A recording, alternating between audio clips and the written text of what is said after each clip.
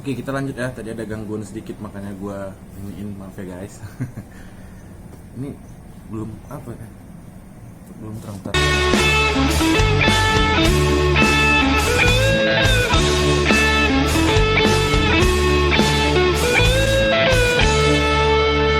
Oke, kita lanjut ya. Viewsnya gue ganti karena cahayanya kurang ini. Tadi kan udah sampai pembahasan tentang seluruh lapisan masyarakat udah tahu apa itu stand up kan gitu kan. Jadi termasuk pedagang kaki lima, karena juga peserta stand up juga sekarang udah kalangan menengah ke bawah juga. Kalau dulu kan memang orang-orang, anak-anak komunitas, kalangan anak-anak orang kaya, anak-anak muda. Nah sekarang tuh peserta stand up itu udah berbagai macam lapisan masyarakat juga, jadi bisa lebih relate sama mereka gitu. Ada yang kayak kemarin yang di Suca apa, ada yang ini kan apa, lupa gue nama siapa, yang ini tukang bangunan gitu ya kan. Nah, jadi gitulah. Makanya kenapa bisa dikenal sampai lapisan masyarakat, termasuk pedagang kaki lima dan tukang ojek, banyaklah segala macamnya. Ada yang begal juga. Kan ada pernah gue dengar cerita podcast apa di mana gitu, iya macam-macam. Karena itu tadi, jadi udah lebih relate ke masyarakat, terutama ekonomi yang ke bawah, menengah ke bawah. Terus poin yang selanjutnya, dinilai dari peserta atau member komunitas yang memang dari kalangan umum, jadi lebih relate ke masyarakat umum. Ya, kita lanjut ke part 2. The biggest problem of the stand up comedy, belum seimbangnya antara supply dan demand. Jadi permintaan sama ininya belum apa gitu, belum seimbang gitu. Itu the biggest problemnya yang dibilang. Supply banyak, demandnya kurang gitu kan. Ya bisa kita lihat kayak misalnya gig stand up comedy masih kurang, job corporate hanya orang-orang yang bisa tembus ke TV aja gitu, minimal udah masuk TV atau memang yang udah dikenal. Tapi kalau untuk ya nggak tahu ya kalau job off air, karena aku juga nggak terjun langsung ke dunia komunitas stand upnya juga kan gitu, karena memang awak cuman penonton aja gitu, ya penonton ini gitu, dan nggak aktif juga gitu. Tapi sepengetahuan gue, yang gue lihat memang ya itu tadi, tidak seimbangnya supply dan demand gitu. Stand up comedy bertumbuh kalau di tahun 2020 pengen nonton stand up, sekarang pengen nonton Panji gitu. Jadi dulu kalau tahun 2011 atau 2011, 2012, 2013 itu orang-orang tuh kalau pengen nonton stand up ya bilangnya pergi nonton stand up. Tapi kalau sekarang pengen nonton Panji, pengen nonton Ernest, pengen nonton Kemal dan lain-lain, Radit, Dika terutama gitu kan, yang memang udah punya special show lah ya gitu, saya bilang gitu. Jadi penonton stand up itu juga udah bertumbuh gitu, udah mature-nya itu tadi, sudah ada segmentednya masing-masing yang memang dia sukai gitu. Banyak yang nggak tahu bagaimana cara mengembangkan karir dan personal brand kata dia gitu. Nah iya, jadi menurut Bang Panji, sebagai seorang stand up komedian, banyak terutama di kalangan orang yang tahu stand up tapi nggak tahu cara hidup dari stand up. Dia bilang kayak gitu. Banyak yang, makanya Comika ini hadir untuk janjinya perusahaan mereka ini untuk bisa menghidupi mereka dari stand up gitu, karya untuk jadi penikmat jadi bisa hidup dari karya-karyanya gitulah kira-kira kata dia.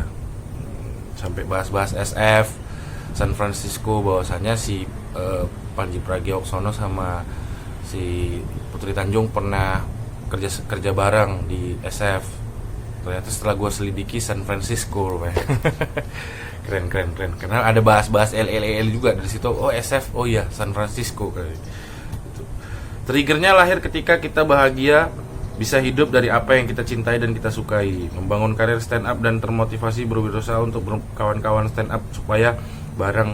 Makanya dibangun usaha Comika untuk wadah tersebut. Nah, jadi Comika ini lahir atau perusahaan Bang Panji ini lahir karena memang atas bukan hanya untuk awalnya memang untuk Bang Panji aja gitu. Maksudnya dia pengen karya-karyanya itu bisa diinikan gitu, tapi memang dia harus terjun langsung dulu gitu. Jadi kalau kita pengen pengen bantuin orang, nah ini kan Bang Panji ini kan pengen bantuin orang bahasanya, ya kan, bantuin kawan-kawannya atau adik-adikan dia lah di stand up. Dia yang terjun langsung setelah dia sudah membuktikan aman, memang yakin lo mau apa gitu, makanya gue terjun dulu gitu. Itulah bahasanya. Makanya Comika ini lahirlah, perusahaan Comika ini, dimana ada dari bisnisnya ada Comika Entertainment, ada Comika.id. Comika Entertainment itu lebih ke Comika Entertainment itu lebih ke talent management. Terus kalau Comika.id itu lebih ke digital download. Nah, terus ada lagi Pecahkan itu adalah sekolah stand up. Terus ada lagi ya, tujuan utamanya dia sebenarnya pengen, the biggest dream dia adalah punya Comika ketawa, Comika.club kalau nggak salah, Comika Club. Ada gue catat tuh, mimpi terbesar dia adalah Comika Comika Comedy Club. Goals sebenarnya pengen buat Comika Comedy Club gitu. Jadi itulah dia bangun usaha, kan ada banyak tuh, ada Pecahkan, ada Comika Entertainment, ada Comika.id dan sebagainya gitu.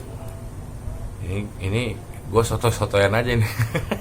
Padahal masih apa lagi gitu, maksudnya ya karena kan kita nggak tahu ya kan, ya tak tahu pun mungkin, tapi nggak terbayang. Tapi yang teringat yang gue ingat itu adalah Comika Entertainment, Comika.id, Pecahkan gitu. Sebenarnya ada lagi beberapa yang menjadi ekosistem dari usaha dia tersebut gitu, dan semuanya saling mendukung gitu. Ekosistem usaha stand up mulai dari talent management, promotor, untuk content creator, lahirlah Comika.id. Perbedaan antara penyanyi kafe dan sampai dia bikin analogi, perbedaan penyanyi kafe dengan penyanyi di dahsyat adalah setidaknya mereka punya satu karya gitu. Dia analogikan dia. Terus unit retail dia lah yang berdarah-darah, dia bilang, yang masih belum bisa dia benahi gitu, masih dalam tahap pembenahan gitu. Goal sebenarnya adalah buat Comika Comedy Club gitu kan. Terus banyak pengusaha yang membangun ekosistem dalam usaha, kata si Putri Tanjung gitu kan. Tidak banyak orang yang bisa bangun ekosistem, tapi sebaiknya apabila dia bisa bangun, ya bikin, kata Bang Panji juga gitu. Karena memang itu baik untuk ininya ya, baik untuk semuanya gitu. Pembajakan itu tidak pernah kan bisa hilang. Don't wasting your time to complain or about stopping pembajakan gitu. Dia bilang kayak gitu. Jangan mengalahkan pembajak itu, treat as like a kompetitor. Belum tentu orang setuju. Ini menurut pendapat dia disclaimer dulu kan, dia bilang kalau menurut gua, versi gua, belum tahu orang setuju atau enggak, kata dia kayak gitu kan. Melawan pembajakan itu ya seperti kita melawan kita as a competitor, kata dia kayak gitu ya. Karena memang pembajakan nggak akan bisa hilang ya, pasti ada aja selalu pembajakan. Nah, bagaimana cara melawannya gitu ya. Dia bilang ini caranya dia gitu melawan. Belum tentu orang setuju juga kan gitu kan. Terus kita lanjut.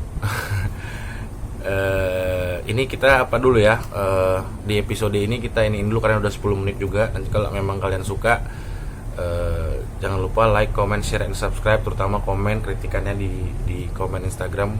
Ini kita masuk ke lanjut part 3 nanti di video selanjutnya. Terima kasih semuanya yang sudah menonton podcast ABG. You know my name, not my story. Bye bye.